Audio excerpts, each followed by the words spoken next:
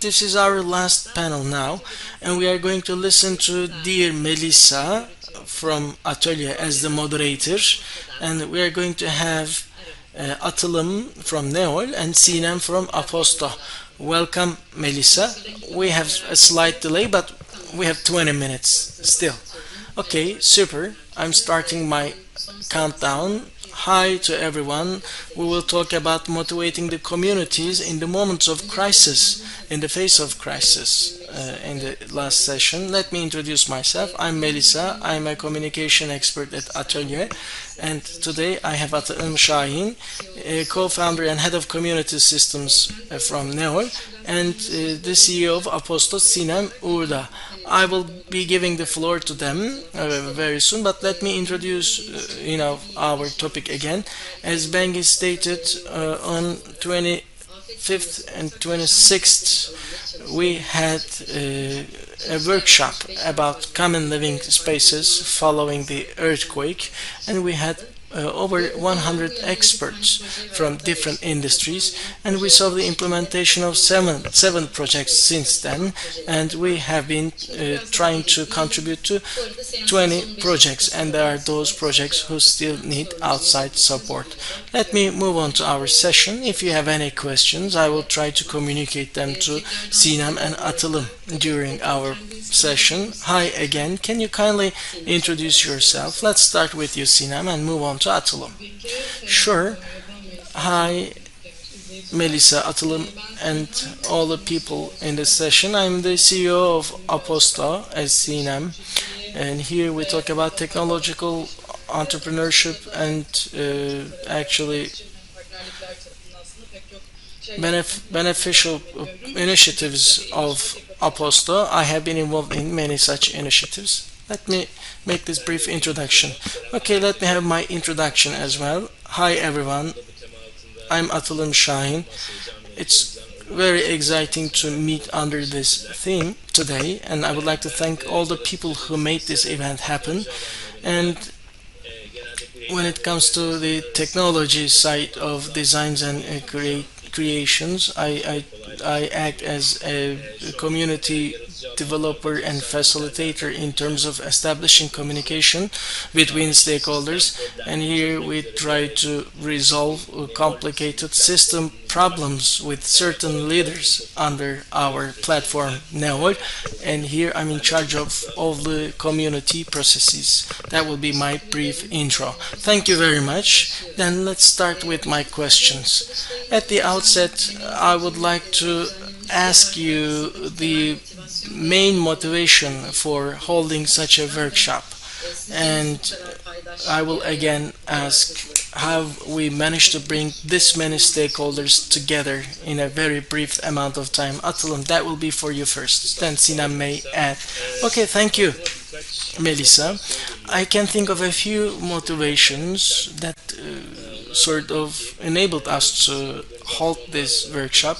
First, as organizations, we strive to have long-term impact, and since the earthquake and until the time we had our workshop, we were talking about immediate or urgent interventions, but we needed to talk about medium and long-term solutions through our communications with stakeholders so that we can make create relevant outcomes. That's why we started a cooperation with relevant organizations, and this is one of our strongest muscles indeed, bringing together the right people within the right contexts and ensuring that different components of the community can work around a common purpose. And we have made use of this muscle in a way to ensure that we can create a long-term, a long-lasting solution. Actually, we have done the same. We had done the same previously. This is the sort of geography where we naturally keep facing moments of crises. So we acted with our communities and we mobilized our mobilities in previous contexts. We had hackathons during the pandemic, and we brought people from 40 countries under the theme EU versus virus. We had another local hackathon, and also in response to the fires in the Asian region, we collaborated with Image and Tech and held another hackathon. And Global Goals Jam is our outlet for developing sustainable development goals. And here we brought together many stakeholders in the same hall to ensure that we can mobilize a global network, so that this can be an ongoing tradition. So, starting from these premises, we brought together the right people in the right setup on the back of exhaustive experience. This is the first point. The second thing that motivated us in terms of holding this workshop as Neol, ATÖLYE, Aposto, we internalized, the community focused thinking, and we wanted to make this emphasis in this post-earthquake process, and that was possible with the teams in our companies who paid a visit to the earthquake region. So here we saw the importance, the criticality of addressing people and placing communities at the center of our initiatives. We created certain road maps or needs maps so that we can bring together the relevant stakeholders. This was the sort of action we needed to take, and all these motivations actually sort of encouraged us to hold this workshop. I think Sinem will also make her remarks. Super. As Sinem makes them, I will actually ask them to explain us what you focused during the workshop, or what you want to focus on such workshops. Sure. Actually, as Atılım stated, the motivations, I thought of a few reinforcing aspects. Actually, when it comes to visiting the region, Camp Collective had a project concerning the common spaces, and the goal was here do-it-yourself culture, and here this was more focused on the benefit with small-scale examples, and this was actually a ground zero for holding such a workshop for us. And on the Aposto side, we had media collaborations with different NGOs, and we thought that they would be in harmony with the idea of having such a workshop, not just in terms of communication purposes, but also generating ideas in a physical context. That's why we were motivated. And also, I think the three teams had an energy in harmony with each other, and their working culture also helped us bring this many people together. As for the layers, as for the levels of collaboration, let me elaborate a little on them. Camp Collective is about actually working on common spaces for the community, and in a period where the social spaces were limited after the earthquake, they addressed how people can eat, how people can have other activities, like in the case of children having their drawings. So this maybe didn't look like a primary requirement at the beginning, but the process paid attention to all the needs of the people, and here we wanted to address the psychological fundamentals as well as the common living spaces, saying that they may not suffice, though we thought that we needed to include essential needs here as well, considering this many stakeholders. And then we talked about the health requirements, not the acute ones, but also like female or women health, and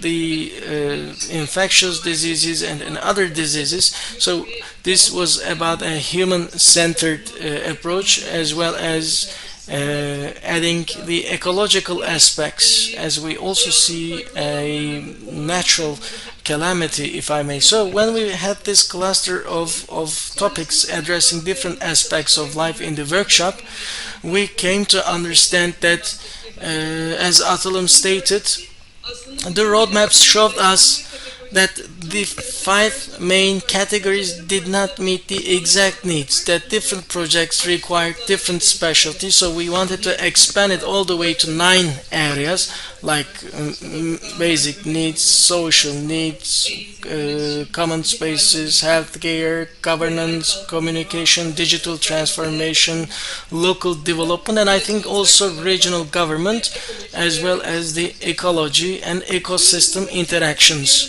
So when we looked at the whole landscape from such a perspective, we were able to touch upon different problems simultaneously within the next couple of days. That will be such a recap. Thank you very much. I think on those 2 days, all of us assumed different roles, and it was an important aspect. Aposto and Neol were catalysts and facilitators in their responsibilities. What importance did they have? We listened to the projects in the field, we listened to the current initiatives in the field. So can you tell about it, as well as its connection with the community-focused design? There were many stakeholders during the workshop time, and then we had 7 projects at the end, and these all contributed to 20 projects. How did that happen? Atılım, maybe you can take the floor, and then we can hear from Sinem again. That will be great. Well, in periods of such crises, acting rapidly is very important, and acting together becomes quite challenging.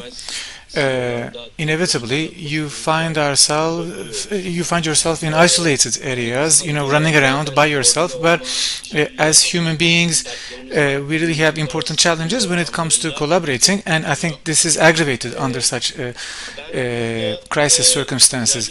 Well, here, I think that in such situations, we need an additional facilitator agent. So Aposto, ATÖLYE, and Neol have joined forces to catalyze the process. And why did we do this? Well, because there was a multiplicity of stakeholders, lots of different NGOs working on the same field. Yes, they were creating a very positive impact. They are running towards the same goal, but merging their activities isn't always so simple. And precisely in this workshop, we wanted to play a facilitating role for this reason.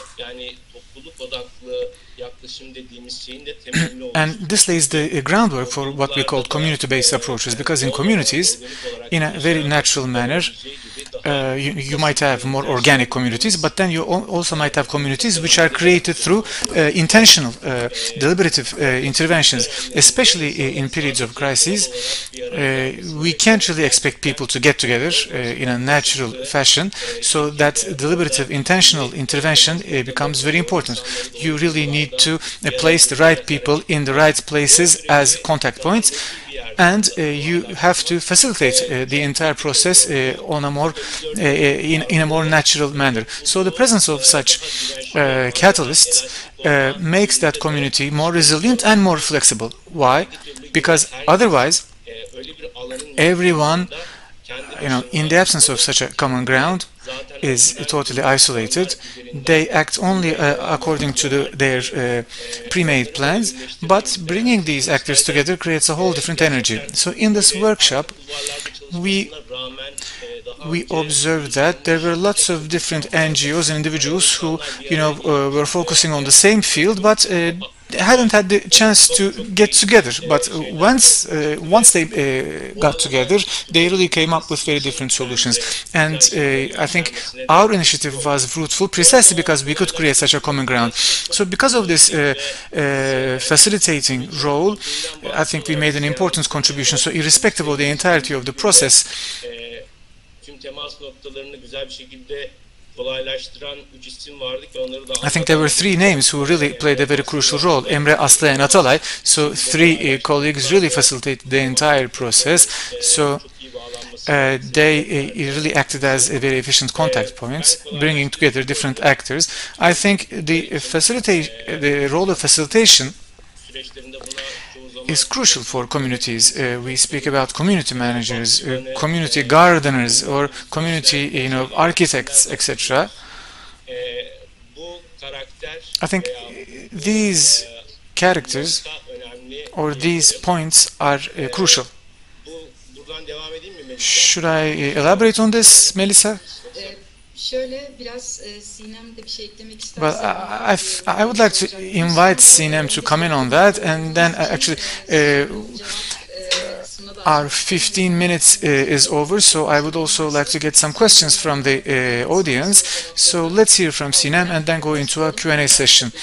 And I will be taking a look at the questions that we are receiving right now. Thank you, Atılım.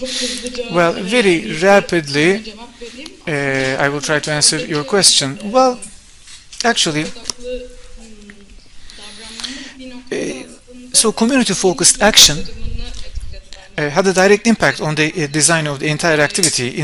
On the first day, we came up with the essential idea. We focused on the problems that we wanted to tackle. So we identified that problem, and then with the support of catalysts, we started to take action. We came up with the right general plan. On the second day, we started to focus on the roadmap. So and many of these projects are ongoing, by the way, and this was very important for the first, third, and sixth weeks of the project, because beginning from the starting point, we proceeded in a very systematic manner, and precisely because of that, the entire process moved ahead very rapidly. As Atılım has just indicated, 60 or 70 partners, stakeholders were present there. Unfortunately, in the earthquake-stricken zone, since the event was very recent,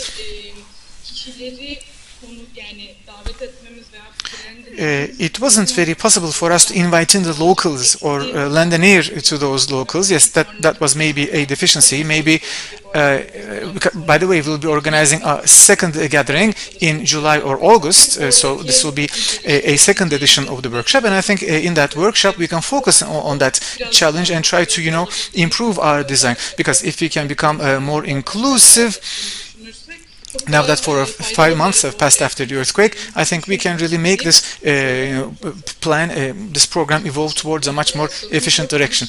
Well, actually, we haven't received any questions, but well, I would like to seize that occasion to remind you of the following. So under our resources category, you can access all the articles penned by Aposto in the face of the earthquake. You can also fill up our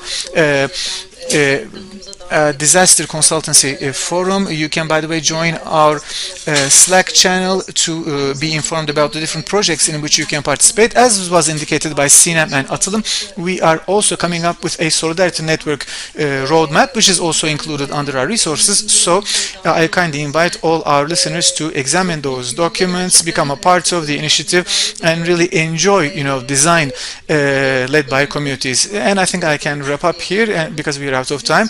Well, do you have any final words that you would like to express? And then I will be handing over to dear Bengi and Serdar. Well, thank you very much. I think having the chance to discuss this out loud together with you was a real pleasure. Well, we organize these meetings among ourselves, but now we've had the chance to appeal to a larger community. Thank you very much, Melisa, and of course to ATÖLYE and to HBR for organizing this event. Thank you very much to both of you. Well, likewise, thanks to everyone for this great organization. Thank you for your presence. I hope that in our next meeting we will have the chance to elaborate on this discussion with you and with other individuals who might participate in the Earthquake Solidarity Network.